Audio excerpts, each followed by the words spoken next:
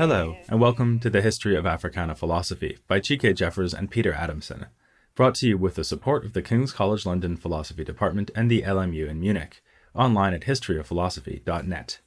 Today's episode, Liberty, Equality, Humanity, the Haitian Revolution. Some revolutions are violent while others are not. The French Revolution, for example, was famously bloody, as was the American Revolution. On the non-violent side, you might think of such events as the fall of the Berlin Wall, or the 2004 Orange Revolution in Ukraine.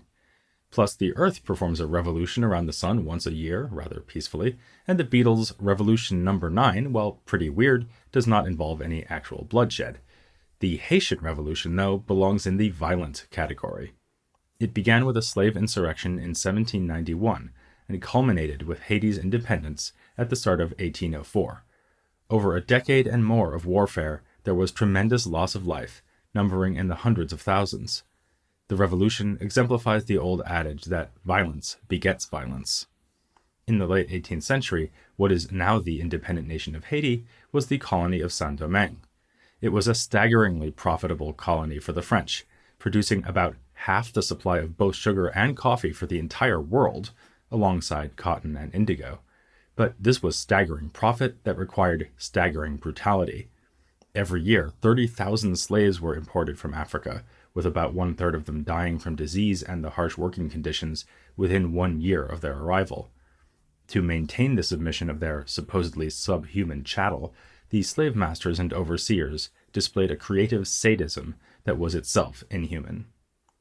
In his pioneering account of the Haitian Revolution, the Trinidadian historian and political theorist C.L.R. James enumerated some of the tortures and execution methods used by the French: pouring boiling sugar on the skin, stuffing the slaves with gunpowder and then igniting it, burying them up to their neck in the earth and smearing their heads with sugar so that insects would devour them. Even in the course of normal working days, as James put it, the slaves received the whip with more certainty and regularity than they received their food. After the Revolution and the final grand victory of defeating Napoleon's army in 1803, the tables turned. In 1804, the revolutionary leader Jean-Jacques Dessalines undertook a campaign of extermination against whites on the island. He justified his own violence by referring to what had been done by the slave drivers. "We have given these true cannibals war for war, crimes for crimes, outrages for outrages. Yes, I have saved my country. I have avenged America." The Haitian Revolution was the largest modern slave revolt, the only one that succeeded in eliminating slavery within the territory where it occurred, and the only one that resulted in the establishment of a continuously existing independent state. Obviously, it was in large part a matter of enslaved Africans being fed up with their horrific treatment, but scholars have also raised and debated the question of whether another important influence on this singular uprising was the French Enlightenment. The aforementioned C.L.R. James already suggested its importance with the title of his book on the Revolution, The Black Jacobins. For James, it was no coincidence that the black population of Saint-Domingue erupted in revolt in 1791, just 2 years after the Declaration of the Rights of Man in France, then in the early stages of its own revolution. James pointed out that the rebel leaders, especially Toussaint Louverture, made frequent reference to the Enlightenment values of liberty and equality. On this telling, he was accepting an invitation extended by French intellectuals like Denis Diderot, who had spoken out against slavery and even predicted uprisings. One work in particular, called Philosophical History of the Two Indies, published by the Abbé Raynal in 1779, was definitely known to Toussaint. Raynal had written, "A courageous chief only is wanted," and as Toussaint explicitly said, it was he who became that chief. Writing in 1938, C.L.R. James saw the historical events of the Haitian Revolution as urgently relevant to his own time. He saw a kinship between the slaveholders of the Caribbean and the racist colonizers of his day. The rebellious slaves, meanwhile, provided a positive example. James looked forward to similar uprisings in 20th century Africa. This was Marxist history, pointing to the revolutionary potential of all oppressed masses by exploring a unique case, one in which the most oppressed masses of all quite literally realized that they had nothing to lose but their chains, and managed to seize power from their tormentors. James's own political agenda is clear from the fierce aphorisms sprinkled throughout his historical narrative. "The rich are only defeated when running for their lives," and "When did property ever listen to reason except when cowed by violence?"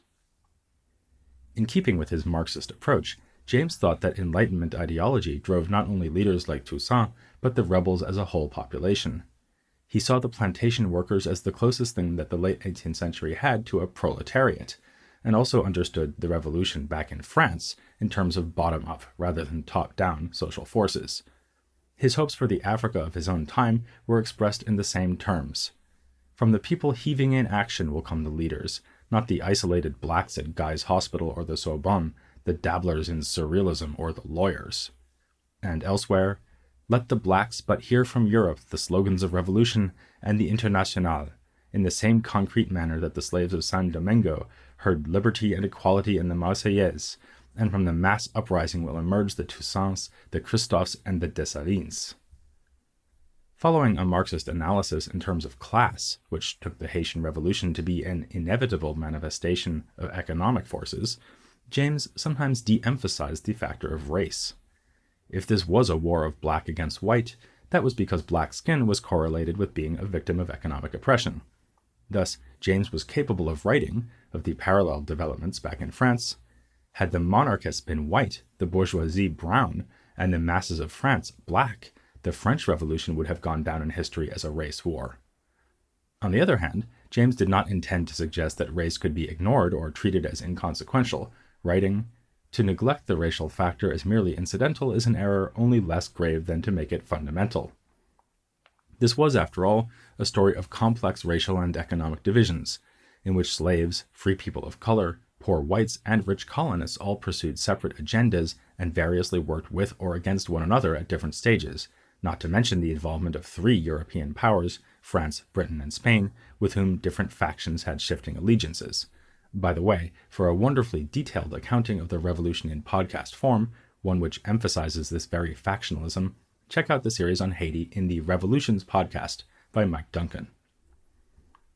Some historians have doubted whether the ideas of the French Enlightenment really helped to motivate the wider black population, but as historians of philosophy, we can perhaps leave that question to the real historians and focus on James's valuable observation that the leaders of the revolution did indeed cite Enlightenment values and work them into the fabric of the new state that they founded. A letter, supposedly written by 3 of the initial leaders of the revolt, addressed white slave owners in the following terms: "We are your equals by natural right, and if nature pleases itself to diversify colors within the human race, it is not a crime to be born black, nor an advantage to be white. Have you forgotten that you have formally vowed the Declaration of the Rights of Man, which says that men are born free, equal in their rights, and that their natural rights include liberty, property, security, and resistance to oppression?" There is some doubt about the authenticity of that letter, but the public pronouncements and letters of Toussaint Louverture himself are full of the same sentiments. When he first announced himself as a rebel leader, he said, "I have undertaken this vengeance, and I want liberty and equality to reign in Saint-Domingue." He never tired of repeating his commitment to republican values, stating, for example, that "anyone who is a subject or vassal of kings is no more than a vile slave, and a republican alone is truly a man." This helps us to make sense of the fact that, after forcing the French grudgingly to emancipate the slaves of Saint-Domingue, Toussaint fought under the banner of the Republican French government against a British invasion of the island. Some have questioned Toussaint's sincerity, or at least the depth of his conviction as a proponent of freedom and equality, charging that, upon assuming unchallenged leadership over his people, he all but reinstated the slave system. He required workers to return to the fields and forbade them to leave their plantations, to stop them heading into the towns in search of more lucrative and less backbreaking occupations. Children were to start laboring as soon as they can walk, and identification cards were introduced to make it easier to monitor the workers' movements. But for Toussaint, there was no contradiction between his idealistic promises and his rigorous demands. Pre-revolutionary Saint-Domingue was a slave state, not a republic, so there had been no legitimate relations of justice whatsoever. When plantation workers threw off their yoke, they were not defying the rule of law because the law of slavery, as enshrined in the infamous Black Code, or Code Noir, of the French colonies, was in fact no law at all. But now that the island's inhabitants were free, They needed to contribute to the prosperity and happiness of the society as a whole. Thus, Toussaint justified his draconian measures as follows. To ensure freedom, without which man cannot be happy, it is necessary for all to occupy themselves usefully, in order to contribute to the public good and general tranquility. Later on, looking back on these decisions after being captured by the French, he was still prepared to defend them.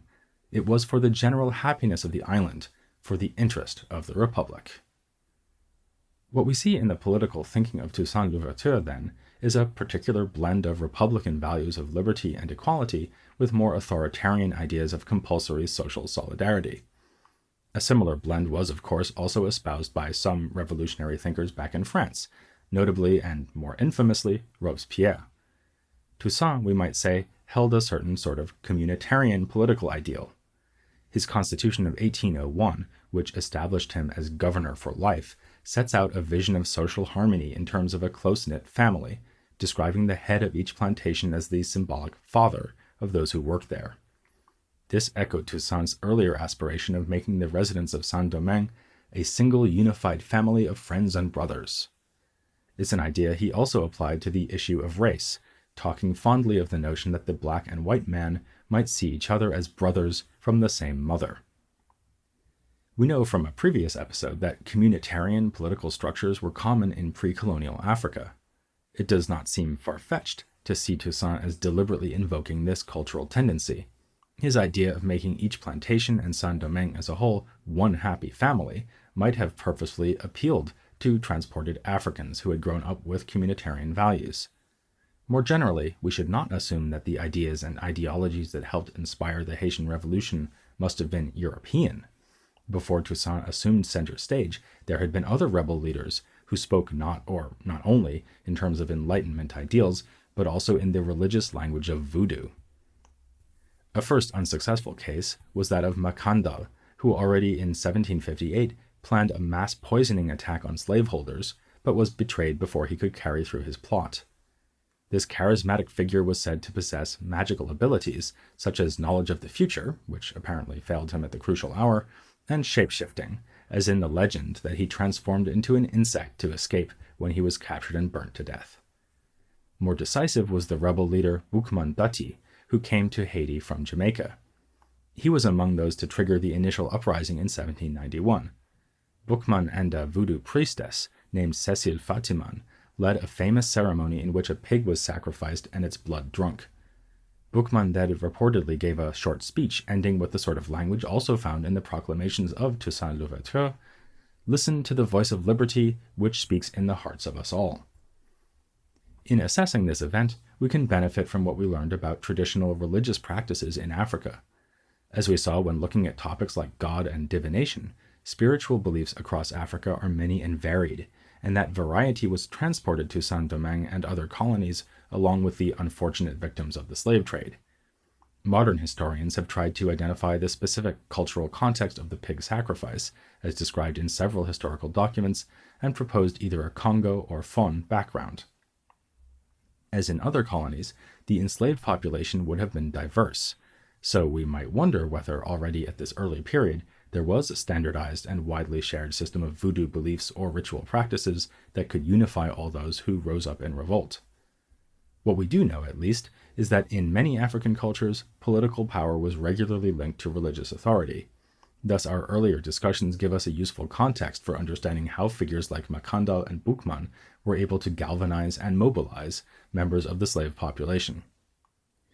And here's one reason to prefer explanations of the Haitian Revolution that focus on African cultural factors rather than the European Enlightenment. The proponents of that Enlightenment were for the most part racists, who were at best inadequate in their opposition to slavery.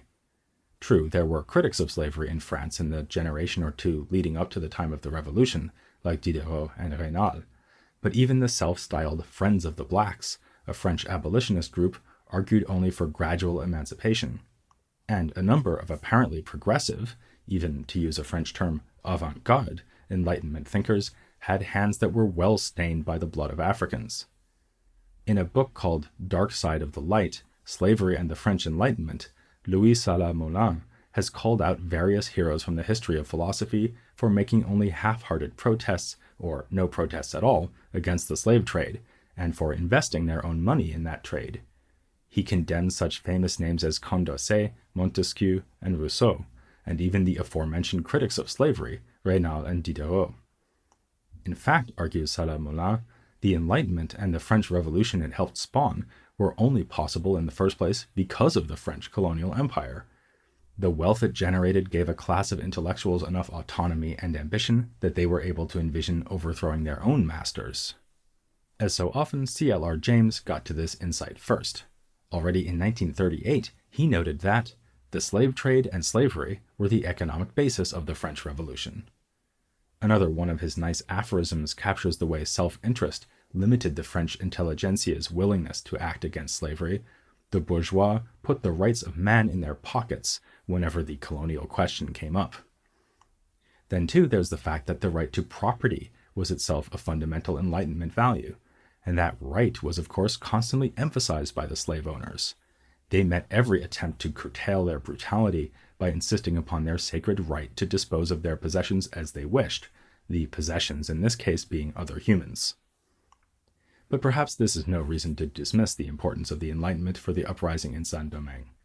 To the contrary, the hypocrisy of European thinkers might lead us to conclude that it was only in the Haitian Revolution that the values at stake in the French Revolution were truly embraced.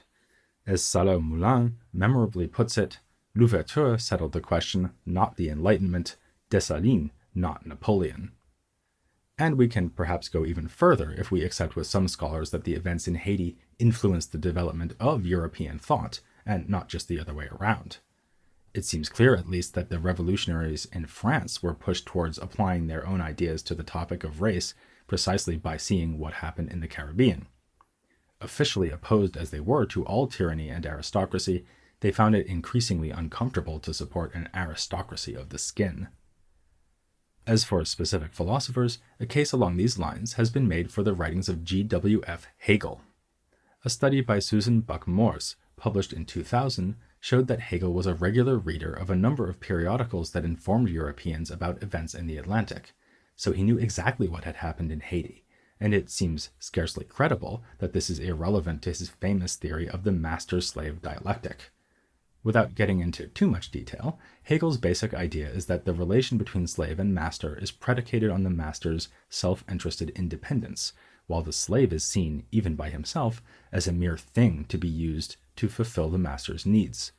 This dynamic is transcended when the slave, by performing labor and seeing his ability to affect his environment, comes to a realization of his own agency.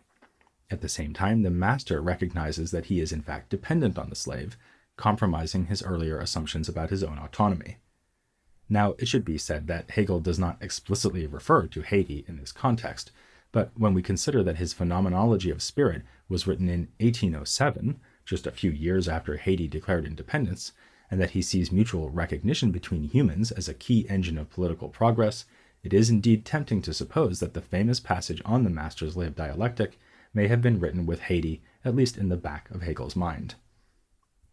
Finally, what about the wider political and ideological impact of the Haitian Revolution? It would be nice to report that it sparked a chain of uprisings that led to the quick collapse of the Atlantic slave trade, but as you know, this is not the case.